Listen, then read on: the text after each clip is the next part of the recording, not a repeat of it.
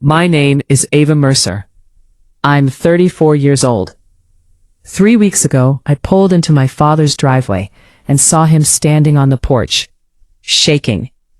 Not the kind of shaking I was used to. Not arthritis. This was different. And in the yard, there was a man I had never seen before, walking around the house with a professional camera, taking pictures of everything. That's the moment I knew something was very, very wrong. But to understand what happened that day, you need to go back 4 years, because this didn't start with my brother. It started with a doorknob. It was a Tuesday evening. I was standing behind my dad in the hallway, pretending to check my phone, but I was watching him. He had both hands on the kitchen doorknob, trying to turn it. His fingers were stiff, swollen at the joints. He twisted once, it slipped. He adjusted his grip, tried again. Still nothing. It took him 40 seconds just to open a door. 40 seconds. And when it finally opened, he walked through like nothing happened. Like I didn't just watch my father struggle with something so small. That was my dad. Daniel Mercer doesn't ask for help. Not when his shoulder was torn. Not when he buried my mom. Not even when his own body started giving up on him. But I saw it. And in that moment, I understood something. He didn't need someone to take care of him. He needed a house that wouldn't fight him every time he tried to live in it.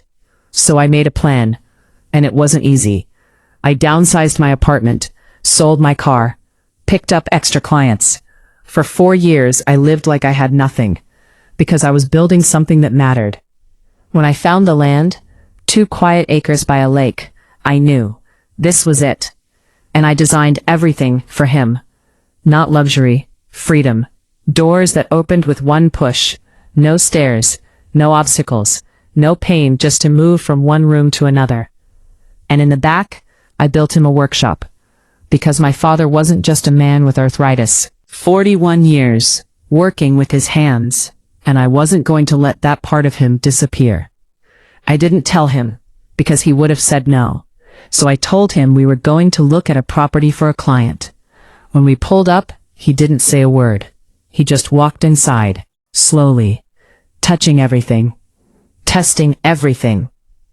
And when he reached the workshop, he stopped. Just stood there, like time had caught up to him. Then he turned to me, eyes filled, but not crying. "You did this?" I nodded, and for the first time in years, his hands were completely still. That should have been the end of the story. But it wasn't, because I made one decision that almost cost me everything. I put the house in his name, not mine, his, because I didn't want him to feel controlled. I wanted him to feel like it was his life again. But that decision came with a risk. If anything happened, I'd lose everything. All $325,000. 4 years of sacrifice. Gone. And still, I did it. For a while, everything was perfect. He was eating better, walking more, working in the shop again. For the first time in years, my father wasn't just surviving. He was living. That peace lasted exactly 18 days. I was reviewing his bank statement, routine, until I saw it. $. Now. From an ATM in Nashville. My dad doesn't travel. So I called him. "Did you take money out recently?" There was a pause. Then he said, "No." And just like that, I knew. From pain, but from pressure. I didn't hesitate. I walked inside, and there he was, sitting at the kitchen table, like he never left. My brother, with legal papers spread out in front of him, smiling. "Hey Ava," he said, "sit down. We need to talk about Dad's future." I didn't sit down. I stayed standing, right there in the kitchen, staring at the papers in front of my brother. 3 documents. I recognized all of them instantly.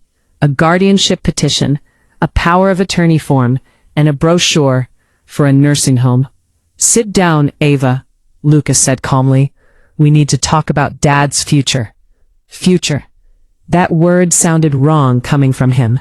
A man who hadn't been part of our present for 7 years. "What's all this?" I asked. He leaned back in his chair, like he belonged there. Options, he said. He shouldn't be living alone out here. I felt something tighten in my chest. You've been thinking about him? I said. You haven't even been calling him. He didn't react. That was the thing about Lucas. He didn't argue. He adjusted. I'm here now, aren't I? He said softly. And I'm worried. Worried. He said it like he meant it. And that's what made it dangerous. Before I could respond, I heard car doors outside. Voices, laughter. The housewarming guests were arriving. Perfect timing. Within 30 minutes, the house was full. Neighbors, old friends, people who had known my parents for years. And Lucas, he was working the room like a professional. Smiling, shaking hands, laughing at the right moments. I stood in the kitchen doorway, watching him. He found Diane Marsh first, my mom's closest friend. Mrs. Marsh, he said. Marsh, he said warmly. It's been so long. She lit up. Of course she did. To everyone in that room, Lucas wasn't a stranger. He was the son who finally came back. I've been worried about Dad, he said, just loud enough for others to hear. Ava's been incredible. But she works so much. I froze. There it was. The narrative. What if something happens at night? He continued. What if he falls and no one's there? Diane nodded slowly. I've wondered about that. And just like that, people started agreeing. Quietly, subtly. But I could feel it. The room shifting. Lucas wasn't arguing with me. He was building a case. And the worst part? What he was saying wasn't completely wrong. That's what made it so effective. It happened about an hour later. The moment I realized just how far he was willing to go. Dad was sitting at the table, talking to Tom Fielding. Relaxed, smiling. Lucas walked over, holding a heavy ceramic pitcher. The heaviest one in the kitchen. I knew it immediately, because I'd bought the lighter ones for a reason. Hey Dad, Lucas said casually. Can you pour some water? My body went still. Dad took the pitcher. Both hands, tried to steady it. And I saw it happen. The weight shifted. His wrist gave slightly. Water spilled across the table. Oh, here, let me, Lucas said quickly, taking it back. Wiping the table. Smiling like it was nothing. But it wasn't nothing. 3 people saw it. Diane, Tom, and another neighbor standing nearby. Lucas leaned in slightly, lowering his voice just enough. This is what I mean, he said. He's struggling. Dad didn't say a word. He just stared at the table.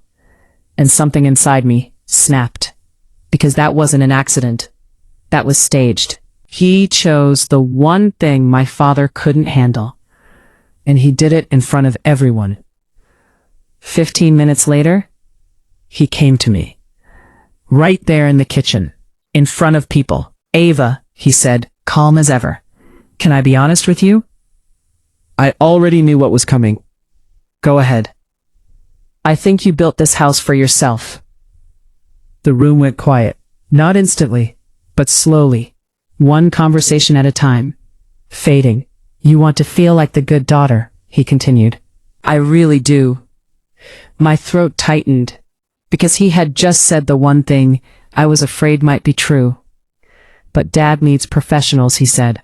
Not a house with nice features. I looked at my father. He wasn't looking at me. He was looking at his hands. And for a second, just 1 second, I doubted myself. What if he's right? What if this wasn't enough? But then Dad's eyes shifted, past all of us, down the hallway, to the workshop. And I followed his gaze. The tools, the bench, the place where his hands stopped shaking. That's when I knew. This wasn't about me. It never was. Lucas walked back to the table, opened the folder, laid the papers out. I talked to an attorney. This is simple. He tapped the guardianship form. You sign this, and I'll take care of everything. He slid a pen across the table, right in front of him. The room was silent. 15 people watching, waiting. Dad picked up the pen. Slowly, his hand trembling. Maplewood is a great place, Lucas continued. You'll have care, support, everything you need. Dad looked at the paper, then at Lucas, then at me. And in that moment, I realized something terrifying. I was about to lose everything. Not just the house, but him. The pen hovered over the signature line. "Whenever you're ready, Dad," Lucas said softly. And my father, the strongest man I've ever known, looked like he was about to sign his life away. "Dad, don't sign anything yet." My voice didn't shake. "Give me 10 minutes. Lucas exhaled sharply. "Ava, don't drag this. 10 minutes. I held Dad's eyes. And after a moment, he nodded. I turned, walked out the front door, past the guests, past the man with the camera. And as I stepped into the driveway, I pulled out my phone. Because if Lucas wanted to make this about emotions, I was about to make it about facts. Listen carefully. Because what happened next didn't just expose my brother. It changed the entire room in seconds. I walked back inside. Every single conversation stopped. Forks froze midair. Chairs creaked. People turned. My father was still sitting at the table. The pen, still resting on the paper. Not signed. Not yet. I placed my phone slowly on the table. Before anyone signs anything, I said calm but firm, I think everyone deserves to see this. You could feel the tension shift. Not loud, not dramatic, just heavy. I opened my screenshots. This, I said, turning the phone toward the room, is my father's bank account. Over the last 3 weeks, $6,900 has been withdrawn. I paused. All from Nashville. I looked straight at my father. Dad, did you authorize any of this? Silence. Then one word. No. It hit the room like glass shattering. Ethan shifted in his seat. It's a joint account, he snapped. I have access. I nodded slowly. You do. Then I swiped to the next screen. And this is an email confirming a property appraisal. I turned the phone again. Client, Ethan Holloway. Now the silence wasn't just heavy. It was suffocating. You didn't come here for Dad, I said quietly. You came here for the house. Day. Ethan had no smooth response. No charm. No control. People started looking at him differently, not like a son who came home, but like a stranger who came to take something. Diane stepped forward. Is that true? Ethan didn't answer, and that's when I made the final move. I picked up my phone, dialed, put it on speaker. Hello, this is Janet Perkins. Janet, I said, you're on speaker. The entire room leaned in. My father is being asked to sign guardianship papers, I continued. Is that legally valid? Her voice was calm. Professional. No. If your father is mentally competent, no one can force that decision. Ethan's face changed. Color drained. And one more thing, Janet added. The withdrawals, if unauthorized, can qualify as elder financial exploitation. That word, exploitation, it echoed in the room. Then something happened. Something I will never forget. My father stood up. Slowly. On his own. No one moved to help him. Because this moment belonged to him. He looked straight at Ethan. I waited for you, he said. His voice wasn't loud, but it carried. I asked about you every single day. Ethan couldn't even look at him. And you come back, he continued, with papers to take my home? Silence. Pure silence. My father raised his hand. It was shaking. Everyone could see it. My hands may be weak. He swallowed. But my mind is not. Then he said the one thing that ended everything. Get your name off my account. That was it. No shouting, no drama. Just truth. And just like that, Ethan lost. By 3 p.m., we were at the bank. The account was closed. His access gone. The appraisal, canceled. The house, safe. Victory was something deeper.